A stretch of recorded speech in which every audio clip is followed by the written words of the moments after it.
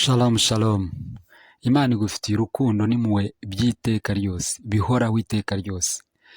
Iyi Zaburi ya 25 iranshimishije cyane, ariko ngeze kuri uno murongo ibitekerezo byanjye bihita bigana hirya no hino, maze mpita nibuka abantu uburyo bakundana bagapfa akantu k'amafuti, abantu uburyo baba barasezeranye kubana akaramata bagapfa utuntu tudafashije.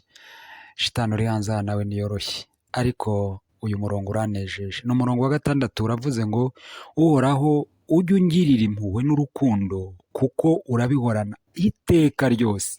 Imana iguhoranira urukundo n'impuhwe iteka ryose. Tekereza abantu mwiganye, mwavukanye, mwabanye aho wabaye, abakigukunda cyangwa se waba ugikunda ni bangahe?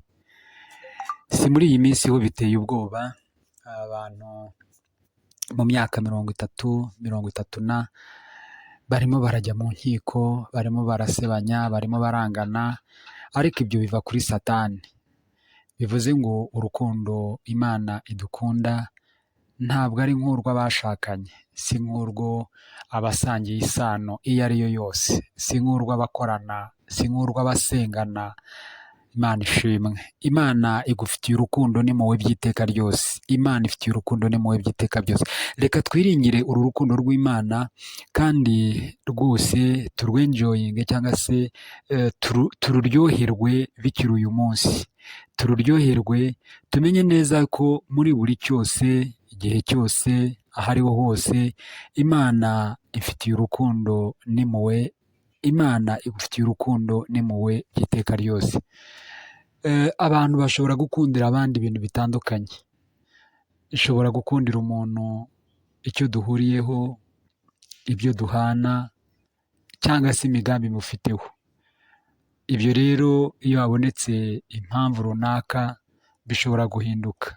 Nuko abantu, nuko inyokomuntu imeze, ariko ku Mana, haleluya, yo Imana idufitiye urukundo rurenze urwo ngurwo abantu badukunda, kandi uko ikunda umwana wayo, urukundo rutarangira, natwe ni kudukunda.